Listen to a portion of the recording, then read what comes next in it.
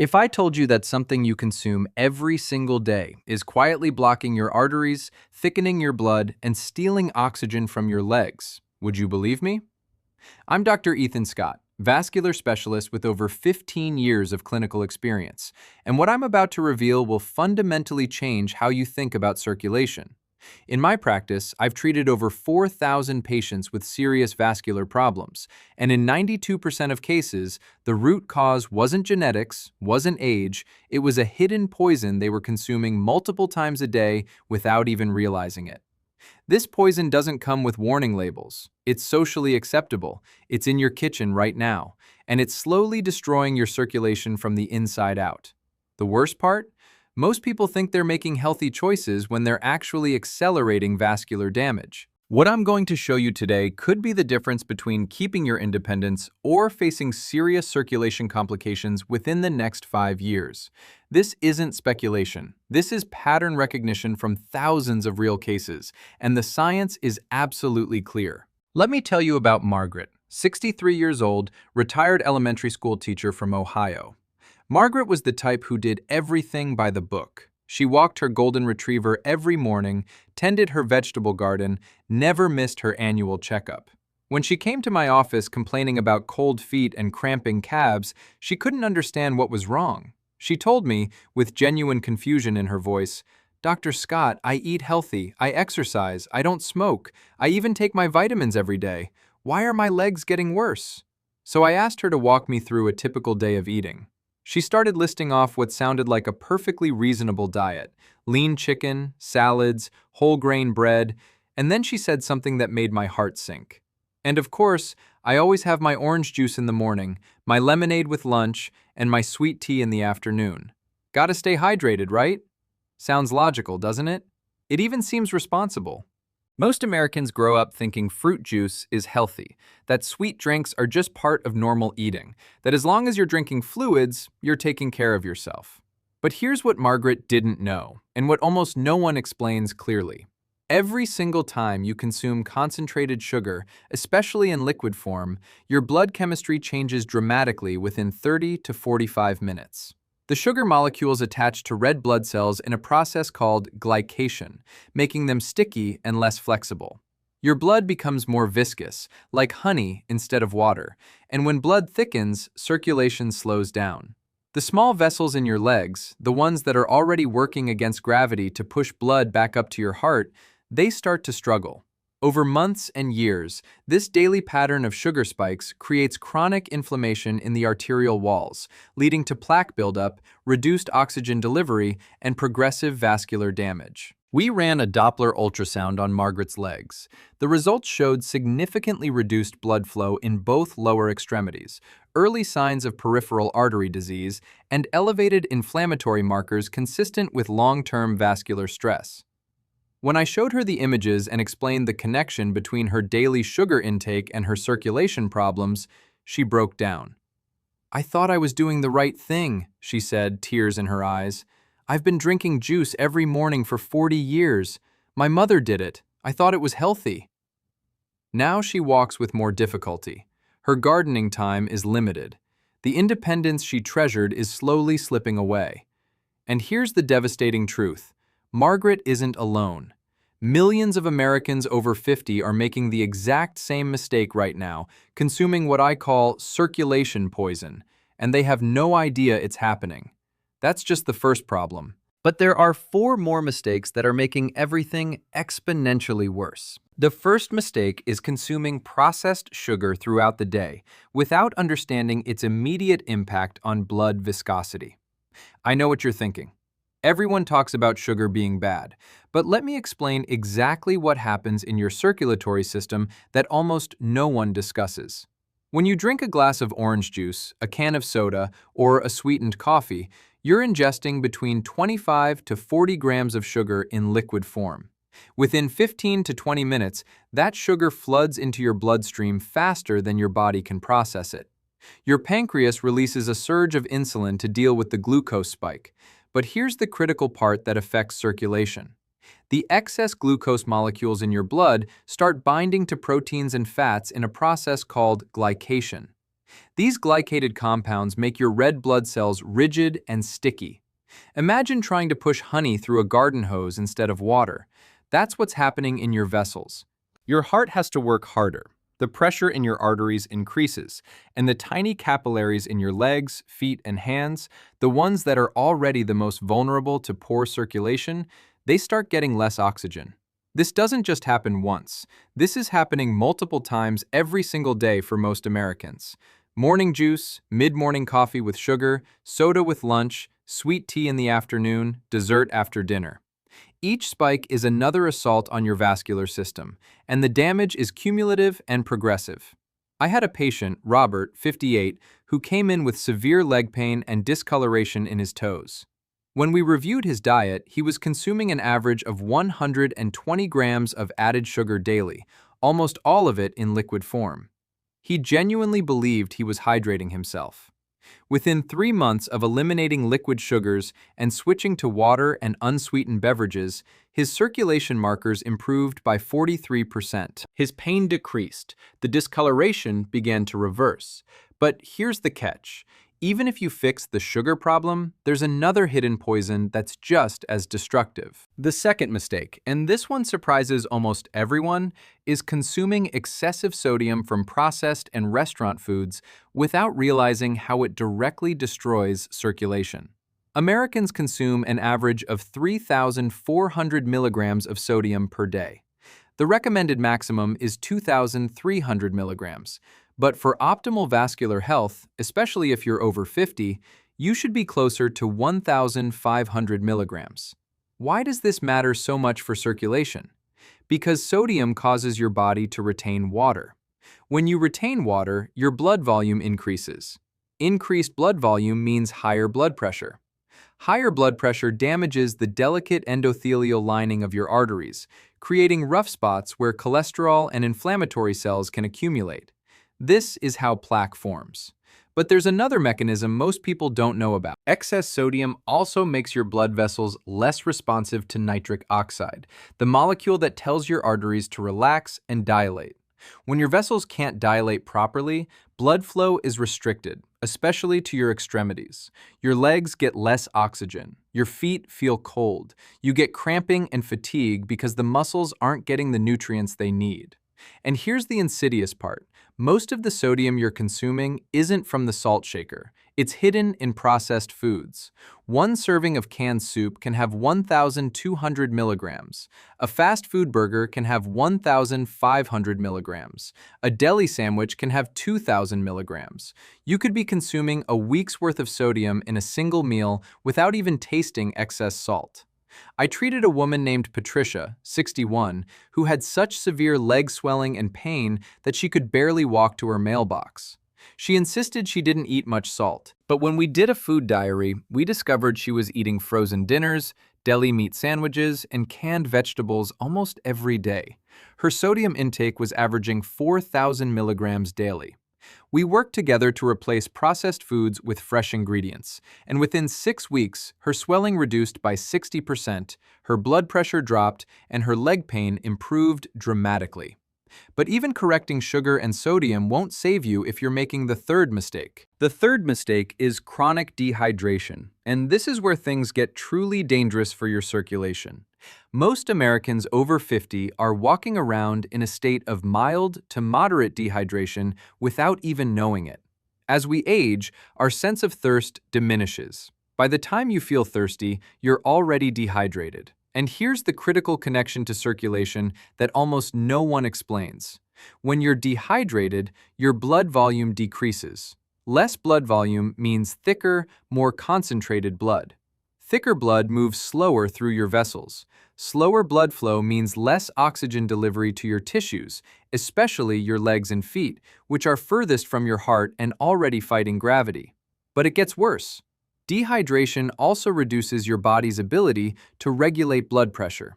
Your blood vessels constrict to maintain pressure, but this constriction further reduces circulation to your extremities. You end up in a vicious cycle, where poor hydration leads to poor circulation, which leads to fatigue and reduced activity, which leads to even worse circulation. And here's the part that makes this mistake so devastating. Most people think they're hydrated because they're drinking fluids, but if those fluids are coffee, tea, soda, or alcohol, they're actually contributing to dehydration because these beverages have a diuretic effect. You're drinking, but you're not truly hydrating your circulatory system. The target for optimal vascular health is approximately 64 ounces of plain water per day for most adults. That's 8 glasses of 8 ounces each. But the timing matters too. You need consistent hydration throughout the day, not just gulping down 3 glasses at night. I remember Thomas, 67, a retired contractor who came in with persistent leg cramps and chronic fatigue. He was drinking plenty of coffee and sweet tea, thinking he was staying hydrated. When we measured his hydration status, he was clinically dehydrated. We implemented a structured water protocol, and within 2 weeks, his cramps decreased by 70%. His energy improved. His circulation markers showed measurable improvement. But even perfect hydration won't help if you're committing the fourth mistake, and this one is absolutely critical. The fourth mistake is prolonged sitting and sedentary behavior, which is literally killing your circulation from the inside out. The human body was designed to move. When you sit for extended periods, especially if you're over 50, several catastrophic things happen to your circulatory system simultaneously. First, the muscles in your legs, particularly your calves, act as a pumping mechanism to push blood back up to your heart against gravity. When you sit, these muscles are inactive. Blood begins to pool in your lower legs. The pressure in your leg veins increases. Over time, this increased pressure damages the one-way valves in your veins that prevent backflow. Once these valves are damaged, you develop venous insufficiency, a condition where blood struggles to return to your heart efficiently. This leads to swelling, varicose veins, skin changes, and in severe cases, ulcers. But the arterial side is just as bad. Prolonged sitting reduces blood flow velocity throughout your entire system. Slower blood flow means more opportunity for platelets to stick together and form clots. This is why long flights and extended car rides are associated with deep vein thrombosis. Your blood is literally getting sluggish and dangerous. There's also an inflammatory component. Studies show that sitting for more than 6 hours a day increases inflammatory markers in your blood, specifically C-reactive protein and interleukin-6, both of which are directly linked to arterial damage and atherosclerosis. The inflammation damages the endothelial lining of your arteries, making it easier for plaque to form and harder for your vessels to regulate blood flow properly. And here's the shocking statistic. If you sit for more than 8 hours a day, your risk of peripheral artery disease increases by 47%, even if you exercise regularly. The sitting is doing damage that exercise alone can't fully reverse. I treated a man named David, 62, retired office manager who spent most of his retirement watching television and reading. He developed severe leg pain, cold feet, and eventually needed a procedure to open blocked arteries in his legs. When we reviewed his lifestyle, he was sitting for 10 to 12 hours every day. The prolonged immobility had accelerated his vascular decline. We implemented a movement protocol, standing every 30 minutes, short walks every 2 hours, and leg exercises throughout the day. His symptoms improved, but the damage that had already occurred required medical intervention. You can reverse sugar, fix sodium, perfect hydration, move consistently, but if you're making the fifth and final mistake, everything else becomes almost irrelevant because this mistake attacks your circulation at the cellular level. The fifth mistake, and this is the one that terrifies me most as a vascular specialist, is chronic sleep deprivation and poor sleep quality.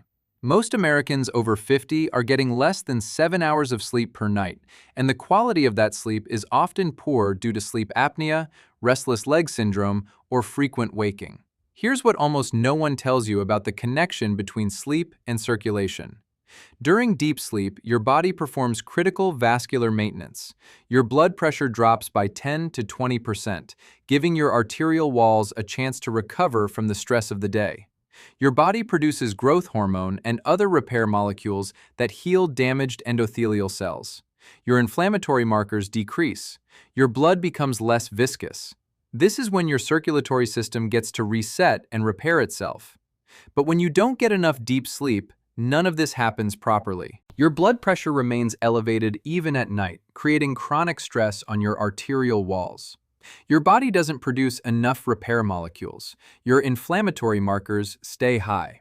Over months and years, this nightly deprivation of vascular maintenance leads to accelerated arterial aging, increased plaque formation, and progressively worse circulation. There's also a hormonal component that directly affects your blood vessels. Sleep deprivation disrupts cortisol and insulin regulation. Elevated cortisol causes your blood vessels to constrict and increases inflammation. Poor insulin regulation leads to more glycation and thicker blood. You end up with a perfect storm of factors all working together to destroy your circulation. And here's the part that makes this so insidious. Poor circulation itself causes restless legs and discomfort that makes it harder to sleep. You get trapped in a downward spiral where bad circulation causes bad sleep, which causes worse circulation, which causes even worse sleep. I had a patient named Helen, 59, who came to me with severe leg pain, cold extremities, and chronic fatigue. We discovered she had undiagnosed sleep apnea and was waking up 15 to 20 times per hour. Her oxygen levels were dropping repeatedly throughout the night, and her body was in constant stress response. We treated the sleep apnea, improved her sleep quality, and within 8 weeks, her circulation markers improved more than they had with any other intervention we'd tried. Her leg pain decreased. Her energy returned. The improvement was dramatic, but it took addressing the sleep issue to unlock the body's natural healing capacity. These 5 mistakes, consuming liquid sugar, excessive sodium, chronic dehydration, prolonged sitting, and sleep deprivation, they don't work in isolation. They compound each other, creating a cascading failure of your circulatory system. And the tragedy is that most people don't realize what's happening until the damage is severe enough to cause obvious symptoms. By then, reversing the damage becomes much harder. Here's the good news, and pay close attention because this is important. None of these 5 mistakes requires surgery, expensive medication, or a radical change in your life. All of them can be corrected with simple adjustments you can start today. I've helped thousands of patients reverse these problems without ever setting foot in an operating room. What you need is knowledge and commitment, and you're already halfway there just by watching this. First action, eliminate liquid sugars completely. This is non-negotiable. Replace juice, soda, sweet tea, flavored coffee drinks, and sports drinks with water, unsweetened tea, or black coffee. If you absolutely need flavor, use a slice of lemon, lime, or a small amount of stevia, but no sugar, no honey, no agave. Within 48 hours, you'll notice your energy is more stable. Within 2 weeks, most of my patients report feeling lighter and having less afternoon fatigue. Within 4 weeks, if we measure your blood viscosity and inflammatory markers, they will show measurable improvement. Second action, reduce sodium to 1,500 milligrams per day. This requires eliminating most processed and restaurant foods. Cook at home using fresh ingredients. Season with herbs, spices, garlic, lemon, and vinegar instead of salt. Read every label. Aim for foods with less than 140 milligrams of sodium per serving. Your blood pressure will start dropping within 1 week. Your leg swelling will reduce within 2 weeks. Your vascular system will begin healing within 1 month. Third action, drink 8 glasses of plain water throughout the day. Start with 1 glass immediately when you wake up before coffee or breakfast. Drink 1 glass mid-morning, 1 before lunch, 1 mid-afternoon, 1 before dinner, 1 in the evening, and keep water by your bedside. Set alarms on your phone if you need reminders. Within 3 days, your urine should be pale yellow, indicating proper hydration. Within 1 week, you'll notice better energy and mental clarity. Within 2 weeks, your circulation will be noticeably better. Fourth action, move every 30 minutes. Set a timer. Stand up, walk around your home or office for 2 to 3 minutes. Do 10 calf raises, march in place, or do simple leg stretches. Every 2 hours, take a 10-minute walk if possible. This keeps your calf muscles pumping blood back to your heart and prevents the dangerous pooling and inflammation that comes with prolonged sitting. You should notice less leg heaviness within 3 days. Within 2 weeks, you'll feel significantly more energetic. Fifth action, prioritize 7 to 8 hours of quality sleep every night. Go to bed and wake up at the same time every day, even weekends. Keep your bedroom cool, dark, and quiet. Avoid screens for 1 hour before bed. If you snore heavily or wake up tired despite sleeping enough hours, talk to your doctor about a sleep study. Sleep apnea is incredibly common and incredibly dangerous for circulation. Treating it can be life-changing. 7-day protocol to reverse circulation damage. Day 1. Eliminate all liquid sugars and start drinking 8 glasses of water. Set up movement reminders on your phone for every 30 minutes. Elevate your legs for 20 minutes before bed. Days 2 and 3. Maintain the water and movement schedule. Begin cooking at home to control sodium intake. Add a 10-minute walk after breakfast and after dinner. Days 4 and 5. Evaluate your sleep quality honestly. If it's poor, schedule a doctor's appointment to discuss it. Continue all previous changes. Add calf raises and leg stretches every 2 hours. Days 6 and 7. Assess how you feel. Most people notice less leg heaviness, better energy, and improved sleep by this point. If you notice zero improvement, see a doctor immediately. You may have a more serious underlying condition that needs medical evaluation. Keep a simple journal. Write down how your legs feel when you wake up, at midday, and before bed. Rate your energy from 1 to 10 each day. Track your water intake. Track your movement. This gives you objective data instead of just hoping things are better. Which of these 5 mistakes did you recognize you're making right now? Be honest with yourself. No judgment here, just awareness. Maybe you're drinking orange juice every morning thinking it's healthy. Maybe you're eating processed foods loaded with hidden sodium. Maybe you're sitting for hours without moving. Maybe you're not sleeping enough. Or maybe, like most people, you're making all 5 mistakes simultaneously. You did the best with the information you had, but now you know. And now you have the responsibility to act. Knowledge without action is just entertainment. These aren't suggestions. These are evidence-based interventions that have been proven to reverse vascular damage in thousands of patients. Your circulation won't fix itself. It will only get worse if you continue making these mistakes. Don't leave it for tomorrow. Today, before you go to bed tonight, you can do 3 things.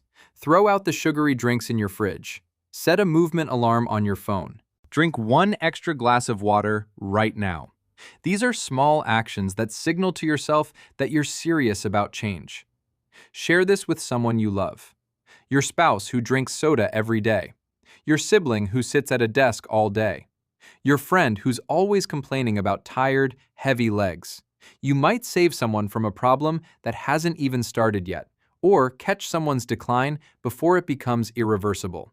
I'm Dr. Ethan Scott, vascular specialist, and my mission is to provide information that saves lives and preserves independence. Your legs carry you through life. They deserve your attention and care. Take action today, protect your circulation, and I'll see you in the next video.